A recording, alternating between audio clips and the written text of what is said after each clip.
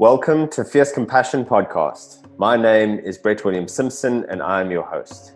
If you're sick and tired of being sick and tired, if you're second on your own priority list and you're seeking a little bit of self-compassion and self-love, if you're looking to build resilience emotionally, mentally, physically, and even spiritually, then this is the podcast for you. I'm a spontaneous remission cancer survivor, and over the past 13 years, I've learned why some people pass from cancer, and while others with the same diagnosis, with the same prognosis, end up living these amazing and fulfilling lives. So I tend to use very big words now. Psychoneuroimmunology, epigenetics, neuroplasticity to sound very clever, but more so to really explain and demystify the magic, or actually the science of what really feeds our health and what starves disease. So Fierce Compassion Podcast shows up people who have wisdom in compassion, in healing, and in being fully human. So if you're willing and capable of taking responsibility for your healing and life, then this is the podcast for you. Welcome to Fierce Compassion's 9th podcast. And today I chat with an inspiring friend of mine, Claudette Moore, about the significance of nature and the natural world in our mostly unnatural lives. Claudette has a PhD in a life less ordinary. She has the wisdom and authenticity of Brené Brown, the tender nature and lightness of Desmond Tutu, and I would honestly bet on her out-surviving bear grylls. She is the epitome of one of my favorite life mantras, which is strong back, soft front, wild heart. She started and runs Wild Women Within, which combines her life-learned skills to explore the wild places in nature in order to help her clients, women, explore the intersection between who they are and who they choose to become. Claudette began her career as an IT software developer, rising to senior positions very quickly in system architecture and team management, before moving on to the more human side of things as an agile coach and a scrum master to support self-governing teams in the IT world work collaboratively and effectively together towards a common goal. Claudette's sabbaticals and holidays were spent immersed in nature, teaching scuba diving or cycling in Africa or the Middle East, or wandering the Himalayas completely off the beaten track. Wild Women Within combines Claudette's love of nature with her wisdom of the human condition to support women to reconnect to themselves using nature as their guide. And in this conversation, Claudette really helps us understand the value of nature and how in society we've actually forgotten how powerful and how important that connection is to nature in order to connect with ourselves truly and fully. So in this conversation, Claudette speaks about wisdom walks, morphing moments, how we can really use nature to return to wholeness. And she really drops one of the most beautiful quotes within this conversation. And that is, it's about allowing nature to inject wisdom into your life, which I find is profoundly powerful. And I hope this conversation is as inspiring for you as it was for me when I had it with Claudette, and that it really serves as a reminder around the importance of connecting with nature in order to be able to connect with ourselves fully. Enjoy the podcast. Ms. Claudette Moore, thank you very much for joining me today. I've been really excited about having this conversation with you. We've had a number of attempts with it. We have. I think this might be our 5th, actually. Oh boy. So hopefully this one will stick. But the reason why we've been so persistent is because of our relationship and the work that you're entering into at the moment, and how significant that is for, or has been for me, how you've inspired that. And it's nature. It's the healing power of nature, the importance of nature, the connection, what it does for us, the value that it provides us, and the importance of spending time and investing in spending time in that space. And the reason why you're that significant person for me is because many moons ago, about 7 or 8 years ago, you invited me to do the Otter Trail. And it was a 5-day hike here in South Africa. It's a mixture of hills and ocean, and it's just, it potentially was, and I think I framed it like this with you, it was 5 of the best days of my life up until that point, because it was, I'd never realized how powerful like full immersion is into connecting with nature, and to have the spoil that we had that time with beautiful weather, and you've got this like savanna like vegetation, really beautiful. You're on the ocean, you're going up and down mm, hills. mm, You get the best of everything. You get the kind of the mountainous, you get the ocean, rivers were mm, coming mm, down. It was an absolute spoil for my first real proper taste mm, of being mm, immersed mm, in nature and understanding it for the first time, what it could do for me. So mm, just to give a little bit more context around the value for me, because I just feel it's important to position this, is that I've grown up as a surfer. So since I was 12, I've surfed, mm, and I've never been much for the mountains. It's never been something that I've kind of spent much time in. And that trip, that 5-day trip 8 years ago, was something that introduced me to climbing hills, firstly, mm, which is 8 years later has me ended up clearing my head and my heart in Nepal, thanks to you and your suggestion. And I've fallen in love with mountains. I've raced in mountains doing ultras. And I've, through this last 8 years, through all my engagements, being it a day hike, a 5-day hike, a run, um, camping, wild camping, it's just the mm, value of what that has done mm, for me is mm, it's incredible. And with mm, COVID now, I noticed. I mean, you were the first mm, person I actually went on a hike with, and mm, I got into the mountain. I felt like I got emotional. I mm, put my hands on the rock, and these tears were starting to well up because mm, mm, that connection was missing for mm, for mm, such a mm, stark period of time, with a lot of fear mm, around what we were going through at the time. mm, And that easing of just that breath mm, in and out, what mm, nature does, mm, is mm, just mm. mind blowing. Yeah, Um, yeah, so it's that I want to speak about. I also want to speak mm, about, you've come from essentially the corporate world, from IT mm, into mm, coaching, and now you're embarking on something that is absolutely mm, phenomenal that I want you to give voice mm. to, and also give your, I suppose, the value of nature. And I'd like to, now that I've done this monologue, and hopefully people are still watching, because I'm interviewing you and you haven't spoken yet. But I just like, Yeah, whatever works for you around what yeah, I've mentioned, nature, the value of it. sure. Thank you, Claude, So, for being sure. Thanks, Max. So it's so interesting because as you're going through all your scenarios, I actually remember them so vividly. And just to touch quickly on the Otter Trail, I remember us having a conversation preceding the Otter Trail, and I'm saying to you, yeah, come along if you want, but it's actually for me as a little bit of what I refer to sometimes as a morphing moment or a purging moment, where I would go into the wilderness and discharge. And I quite often try and do these as solo trips. And I know that I wanted to do the Otter Trail as a solo trip, but I have failed to do it as a solo trip because people are always so invested in coming along, and I know the gift. So and I know when you came along, and I remember so significantly seeing the shift of who you were and what transpired at the end. Um, and even though that was by no means, a facilitated session or anything, we don't even have to have facilitated sessions because the nature does most of the work.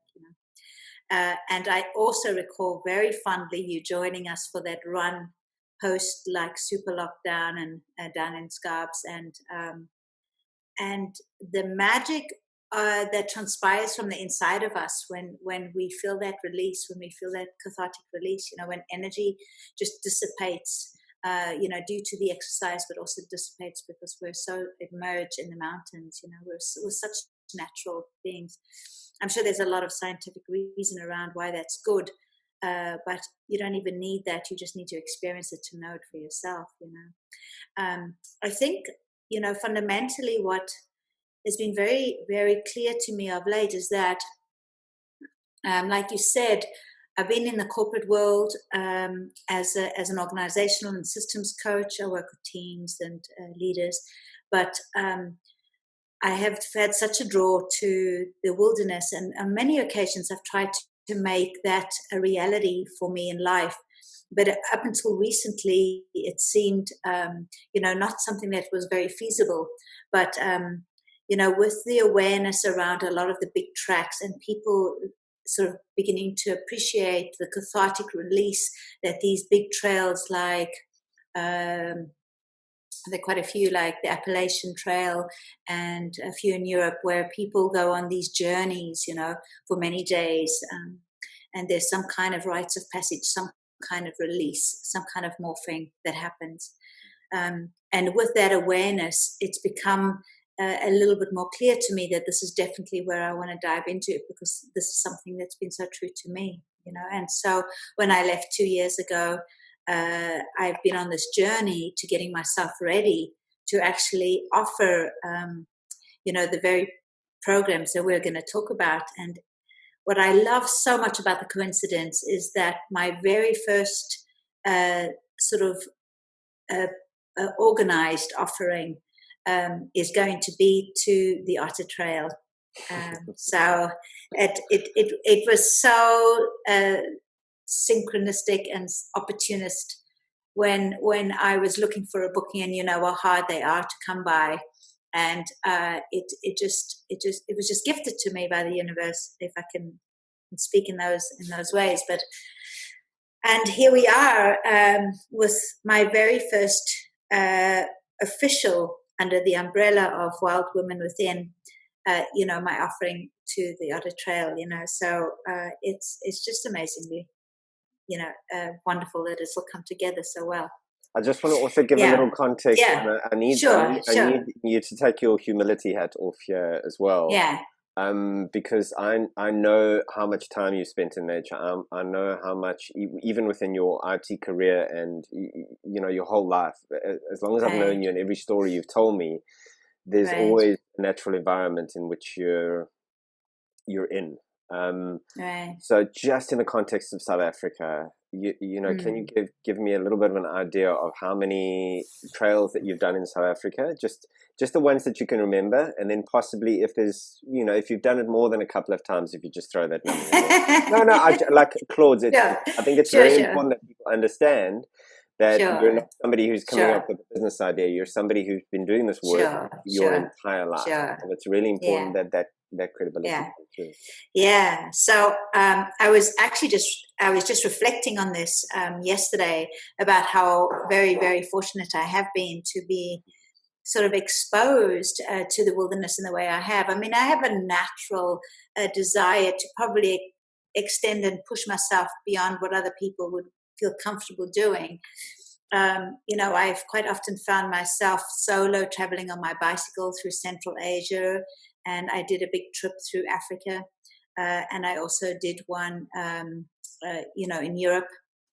And, so extending or really sort of pushing myself to these limits, I've really appreciated the growth and the self-development that comes in that space, that self-discovery. You're not really discovering, the countries. Just a year ago, actually, I found myself in Israel and Jordan and Palestine, solo cycling there. And yet the gifts you come back with are just, deeply profound shifts. And they're never what you intentionally go with, so you would go there with a particular motive and you'd come back a whole different person for reasons you would have never imagined. And so it's always a little bit of a surprise about how you'll transpire. So on some of the local hikes, I've sort of explored most of both private and sort of national parks and all the hikes they have to offer. I've done some of my favorites like the fish and the otter, probably on more times than I can count. I've done a lot of work out in the Drakensberg with big groups of people, schools, also doing these multi-day journeys for the same sort of morphing experience, changing rites of passage work. Here in the Western Cape, there's been numerous. I think last year I discovered a lot of the beautiful routes around the Northern Cape. I really love the Northern Cape area. It's so unexplored and it has so much to offer. The Grabis area, the Fish River is also iconic. All around Springbok, there's some beautiful national parks there. And also even the smaller towns like Kruin. Then we got Nieuwoudtsville, which got the 5-day Oorlogskloof hike. So these are really special off the beaten track trails as well. All of these in the little repertoire of what I can offer people, as wilderness experiences. Yeah, I mean, I think if you Yeah. looked at every single one of them, we'd be here for a while. So I'm going to Yeah, cool. Also, I Cool. want to kind of get into the juice of Sure. of the experience, because I'm so excited for what you're launching at the moment. In fact, I think when I met you, you had a brand that you were going to launch. I think it was Come Seymour, because of your name, Yeah, your last name. yeah. And it stuck with me, and I keep on pushing it back to you. And I'm just so grateful that you've done full circle and you're at that place now where you're actually doing the thing that is deepest in your heart to do. And I know your work as a coach, you've helped me become a better human being, as a friend. You're highly skilled in the coaching environment, but I just want to let me just jump straight into the wisdom. Sure. So okay. Essentially, let me just explain this, I suppose, to the listeners and the viewers, is that my experience of the wisdom walk, and Claude, please jump in here if because it was 2 months ago, I think, when I did it. So it's essentially a 12-hour from sunrise to sunset. You fast during the day. You go into nature, and the purpose is not to kind of wander around or push yourself or trek or get as much pace as you can, but it's just to observe. It's just to sit. It's just to calm the noise of everyday life, to quiet it down, and then to be receptive through nature, through accessing nature and the space that it provides, to whatever wisdom that you might need an answer to, or some clarity around, or some answer. I absolutely had an intent, and we did this in Scarborough, and it was really beautiful. Got there, just before sunrise. You kind of briefed me. I took my intent, which was around the financial aspect of my life. There's a scarcity kind of energy that I've kept carrying with me my whole life, and I know it not to be the scarcity or the money that's the problem. It was actually around my self-worth, my value, and other aspects of it. Not to go too much into that, but the experience of it was, I took this intent in there to get some clarity around what I might not be seeing that I need to address, I need to change, or I need to let go of. So this is essentially as I see it in my work with myself, is to get back to wholeness and to shed anything that is not serving me. Right. We did this intent. I crossed the threshold. I spent the day in nature. There were some amazing things that just came to me, and thoughts. Once kind of everything had calmed down, I found the first few hours was the calming down of the noise and the voices, just quiet. And then I was able to kind of just be open. And I ended up on this amazing exploration mission that was so much fun. It was ridiculous. And this ended up just mind boggled around water erosion at the top of the hill, and how my mind just went to this expanse of wow, the planet is a lot older than I understand it to be. And the context of that really kind of put me into a beautiful space. And once we'd come back, and I'd come back over the threshold, I sat with you and we went through and unpacked, and you used your coaching magic and beautiful, gentle reflection, and your kind of really soft energy of trust that allowed for me to kind of really be vulnerable and honest about what was going on for me. And ultimately came to this conclusion around how I operate in the world, which I'll just give that explanation just because I want to maybe understand the value, is that I kept on going off the beaten track, and then beating myself up for oh, I should be on the path, I should be doing this, and I should be doing that. There was all of these shoulds. And what eventually came out was, I realized that when I went off the beaten path, when I started to this childlike energy came in, my joy came in, my inspiration came in, this real beautiful kind of creative energy, and I was just bouncing around and doing my own thing. And you reflected to me, where in life do you give yourself permission, or where do you do that? And suddenly this thing landed, and I was like, you know what? I keep on beating myself up for trying to follow everybody else's model of, how should I deal with this professionally? How should I deal with this personally? How should I deal? And that gave me a tangible example, a metaphor, an experience of how I light up when I honor myself first. And when I honor my excitement and stuff. That's amazing. So it was this, and everything in the last 2 months has reinforced that truth, that it's like, it's okay to do my own thing. It's okay to make my own decisions on certain things that might fail, that might win. But as long as it brings me the joy, that's the direction I should follow. And it's been a very cathartic truth for me to firstly see, and secondly own, and thirdly kind of slowly integrate into my life as permission to. So it's that you framed as a wisdom walk, and it was absolute magic. And I know you've done something a little different just recently. We've spoken about it. That's right. Thank you for that experience. I never realized, honestly, that I could draw such clarity in decision making from a day of doing nothing. So it was being and what nature facilitated there. And you didn't coach me. You didn't tell me what I should do. You didn't try kind of give me any answers. You merely said, what I felt like, you kind of held a mirror up just to go like, what's happening here? Where in your life did it? And it was everything I did on that mountain, I did. It was phenomenal. So that's great. So that was a really long way of saying thank you very much for that. Sure. Why don't you give me an idea of anything I've said around wisdom walks that need clarification, and then just a little bit around your morphing moment. Sure. So it was a phenomenal day that I remember so vividly, and as I'm packing it together at the beach after you've been in the mountains. So Max, I think, I mentioned to you that I have 3 sort of different types of products, and the Wisdom Walks is one of them. The first one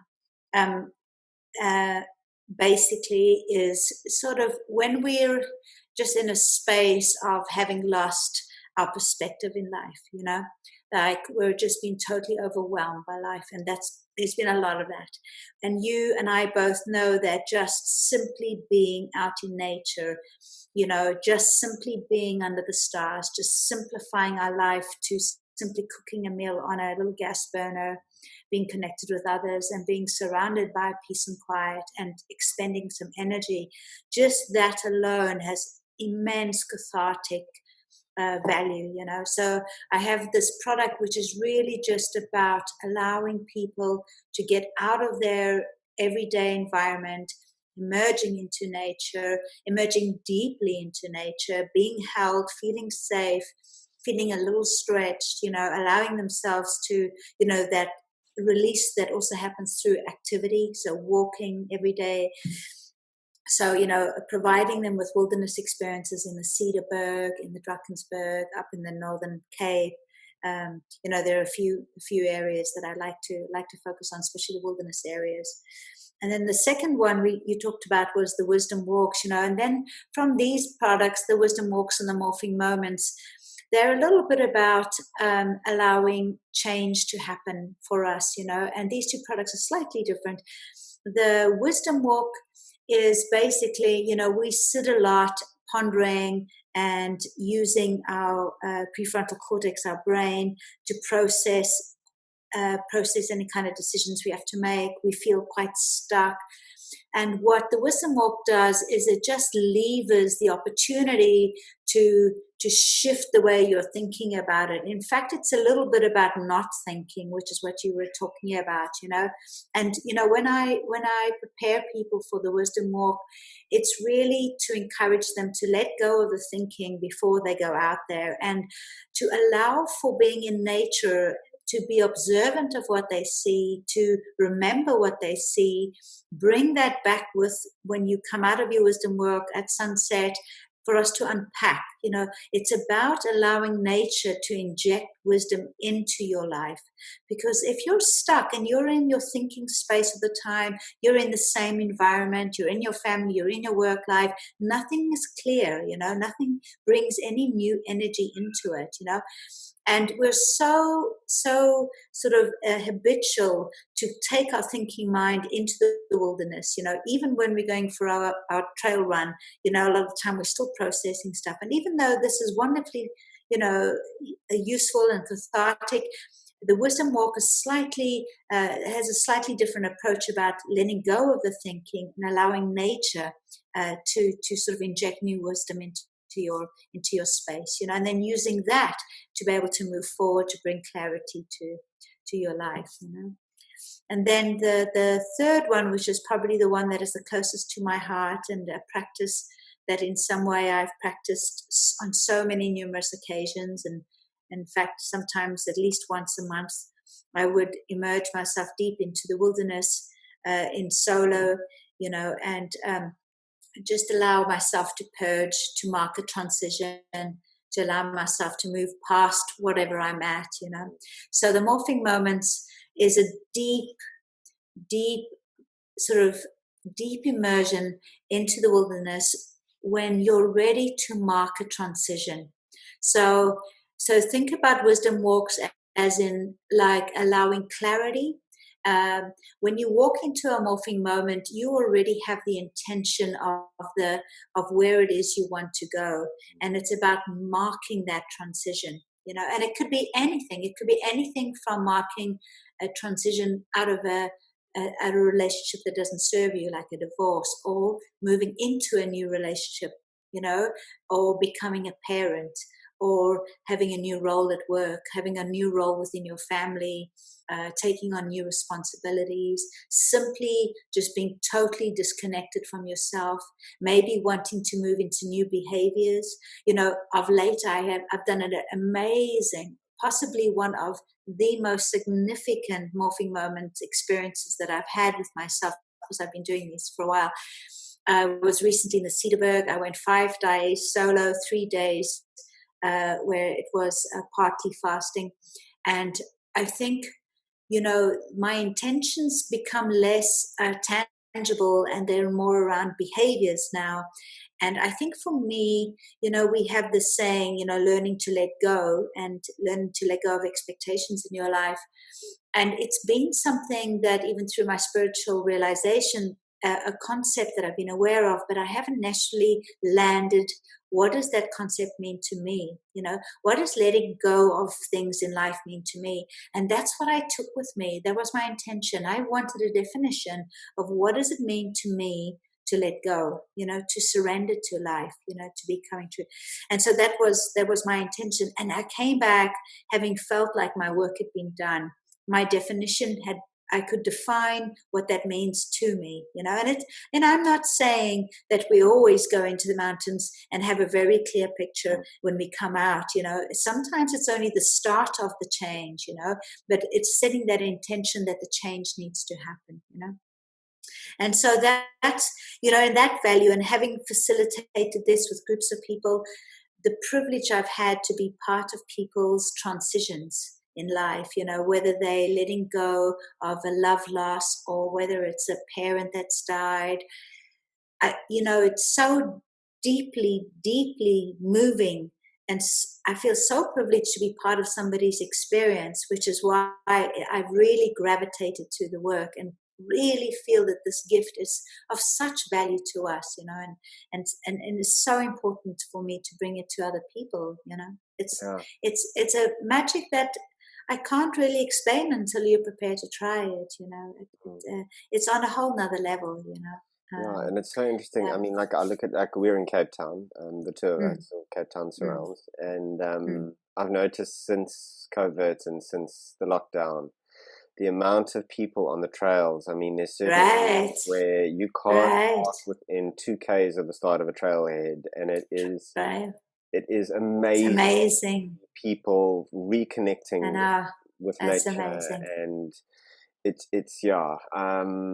I mean, you and I are speaking about it quite easily, but a lot of people don't have access to it, or don't understand the Totally. value, or forgotten about it. And Totally. I just feel that Totally. it is the one of the most accessible agents of transformation. Like, Right. if you're looking for Right. spiritual growth, it's there. If you're looking for stress relief, it's perfect. If you're looking for clarity around a decision you have to make, it's got the ingredients to be able to kind of help you make peace with whatever Mm. the Mm. right decision is for you. I find Mm. that Mm. I have a business mentor, and years ago he said to me, Brett, you need to kind of take, because I got into a real pedantic mode of like, I must perform, I must, like, and I was, working 12 hours a day, and most of the weekends. And he said to me, you really need to take like Wednesday off, and you need to go for a hike or a run or something like that. And I'm Mm. like, but I got Mm. work to do. And he's like, you've always told me that's where Totally. these ideas come from. Totally. That's Totally. where you Totally. drop the conscious mind, and suddenly, like, I always get my ideas on the trail, never in the city, Totally. always on the Mm. trail. Like, it's Yeah, never it's been amazing. hiking or running or something like that. And it's been Yeah. this kind of the thing that's just given me so much in Mm. especially the last 8 years, when I've chased it very consciously. I touched on, you kind of guided me to Nepal. I was Mm. marking the end of a career, and I'd built a business over 10 years, and it was amazing. It was a beautiful journey, but it had come to an end, and I needed to kind of clear my head and my heart. And I looked Right. at my Nepal Right. hike as being this amazing cathartic healing and reconnection to myself. I went Right. all that way to get into the nature that we have so much around us, to be able to Yeah. kind of to kind of clear my heart of all of the baggage and the anxiety of what I Right. was hurt by, because Right. it was a painful ending. It was my own business, and I was able to step into this new chapter of my life, into a completely new career. And it was just this amazing, like, separator between the two. Right. Um, Right. The and threshold. yeah, Yeah. and now I use it intentionally all the time. I'm Right. constantly Right. looking at trails as well. Like, Yeah. 9 years ago, Right. look at me, like, I didn't know what Fish River was. Yeah. So it's exactly like you said, what I'm beginning to notice more is that people have forgotten the value. People have forgotten what the wilderness can give you, and this is my invitation. And I think because we've forgotten, it's a little bit of a scary place. And where do we go? What is there? Who look after me when I'm, sort of roaming around the mountains on my own? You're not necessarily always on your own. The perceived that you're solo is important, but you're held, you're safely held. And yeah, I think that is why it's so significant for me to bring this gift and this opportunity to people, like, because it's quite rare and hard for us, and we have busy lives, and what do we do, where do we go?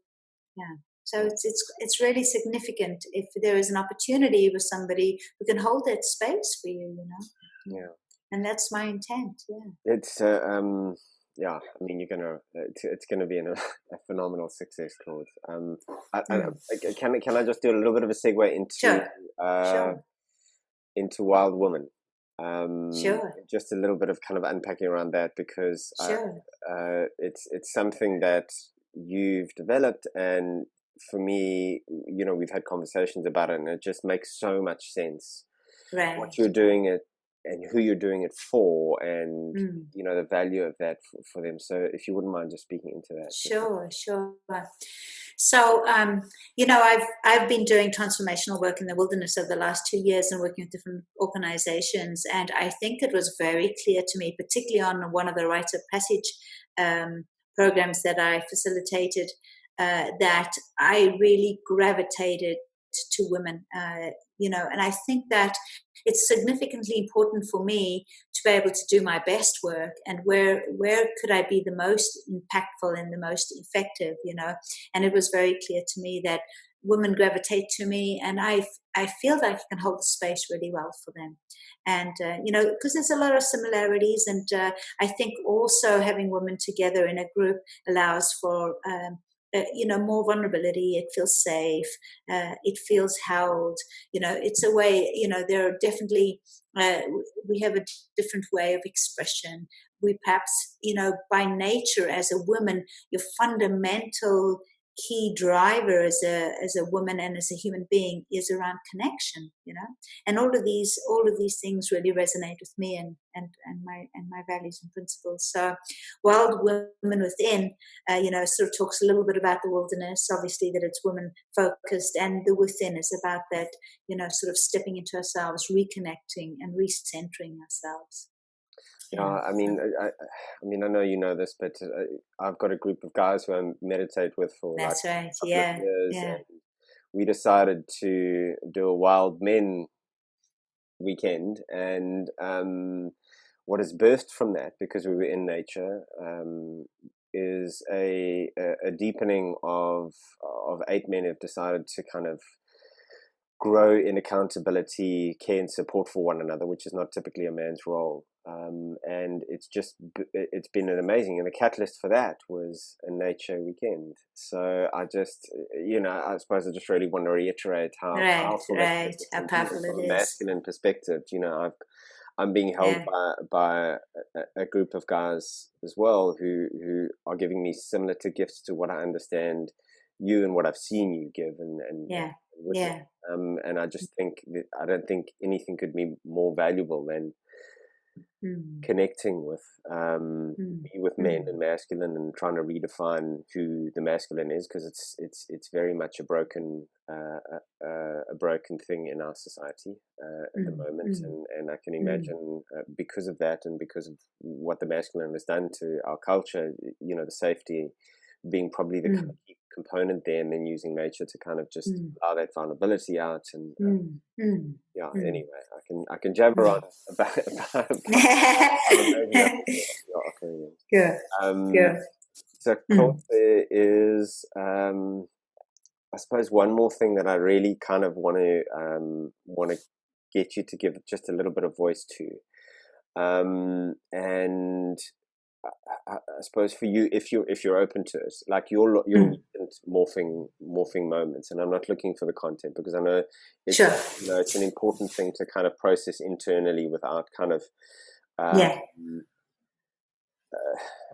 having to share when you're still in process. I don't typically don't share when I'm still in process and working things out. But is there anything from your experience that somebody who's listening and watching can sit there and like attach to and go like, oh wow, okay, I've been struggling with that, or that was a little bit magic for me, or something that you can share from that trip specifically?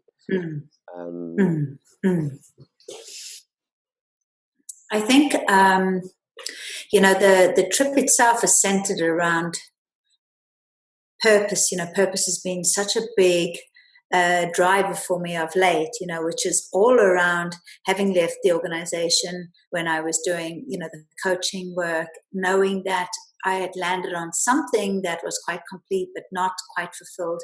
And then at some point realizing I could merge these two worlds, the wilderness and coaching. And I think, what's been a little bit of a struggle for me sometimes is that how much effort do we put in, and how much do we allow life to unfold? These are some of my core values that I live by. Like, I like to move with life. But I think that in some ways, I also appreciate that things aren't always easy. So how do I, as a person, distinguish between, is this something I need to drive, or is this, is this not flowing? and this is maybe not where I should be driving to. And I think what I walked away from, which was a little bit about why my intention is like, what's my definition of letting go? What's my definition of surrender, And I think what I came back with is that, and like all of these things, is that, so firstly, those are conceptual ideas, but in your heart, I think, like, it's the knowing, So you're in a situation. Currently, I'm looking for trying to find a new location, a new place to live, and I live in the area that I live now, which is the deep south in the peninsula. And in the month that I've been looking, I haven't found anything that truly speaks to me, And there was a part of me that felt I needed to go beyond it, and even though it wasn't somewhere where I wanted to go, I've looked somewhere else, and just as it would happen, something transpires, So just use that as an example, as in letting go is about, still doing the effort, still making what you need to do, put as much effort and show up 100% in what you're doing, but, don't hold the outcome or don't hold the outcome too tightly, hold it loosely, sort of be open that it may not transpire as you anticipate. So and I think that was the value I brought back, was this, do what you need to do, but if it doesn't move forward in the direction that you're expecting it to, be open that might be the reality and work with that. And we're so attached to our outcomes, right? And that is what's painful. We're doing something, we're in a direction, it's unfolding, but we want a certain outcome, so we try and mold it. And there's a difference between flowing with something and trying to mold something to suit us. And it's when we're trying to mold, when we're trying to push something into a reality that we conceptually want, that's when it goes wrong. But if you're going with the flow and open to what unfolds, that's more, alignment with me, sort of letting go and surrendering to life. So yeah. No, I love that. It was like this moment of wisdom of teacher Claudette, like speaking. It is beautiful, absolutely beautiful, because it's just what you're saying has resonated so much with me. Because, and this, I'm learning surrender in my own version of that as well, and part of my wisdom walk was a similar theme as well, and just trusting what unfolds, because that's what happens in nature. You can't prescript who you won't run into, what bird you see, what rock you're going to sit on. There's that. It's true to you all the time. So, it's just a beautiful truth. So thank you for that, and thank you. How that came through. The last thing, before we get into your heart's passion and the Otter Trail and what that is and when, and I'd love you to give some details around that. Sure. I would just really like, so for those people who might want to just have that first step, and something they can do on their own, just to get a tiny little bit of a taste. And what could you suggest for somebody who has transport to get to a trailhead, that they could give them a little bit of guidance around, during that process, in a micro bit. Right. So if you, what I'm hearing you say, Max, is that if you're wanting to approach a hike in a slightly different manner, hoping to have different results, then what I would suggest is maybe to sample a 2-hour version of a wisdom hike. And my strongest suggestion or guidance around how to participate is a little bit like we spoke before. When you step into the hike, be clear about the intention of what it is you want clarity about. Intention is very important. When you set that intention, step into that hike thinking, this is what I need clarity about. It may not be what comes to you, but set that intention. And then when you're out there, just be open to nature. Be aware of what you see and take heed of what you see and what's around you. And if you want to, don't take your phone with, don't be distracted. Don't be distracted with food if you can avoid it. Just have your water. And then what I would suggest you do is when you come back, there's some questions on my website, because I actually have, the about a wisdom walk and about morphing moments, so that you can get a gist of what it is, and then take those questions that I've put on the website and help them to facilitate the process that you've just experienced. Awesome. And now, obviously, for what's really exciting for me and even more exciting for you is please explain your Otter Trail offering, when it is. I will. And how people can get a hold of you. Absolutely. So it was quite significant, as I told you, because the otter is so significant to me, and it's something that I've used as a morphing moment quite often. So it will be my first wilderness experience. So this will be a little bit more about playful lightness, connection, centeredness, discharge, cathartic experience with 11 other women. And it's happening on the 13th, Friday, significant 13th of November. So it's right in the middle of the whale and dolphin season. So we're definitely going to be looking out for that. We're likely also to be snorkeling with, if we're lucky enough, some raggy-toothed sharks, because we know where those are. And there's also an amazing opportunity for us to explore all the estuaries and stuff.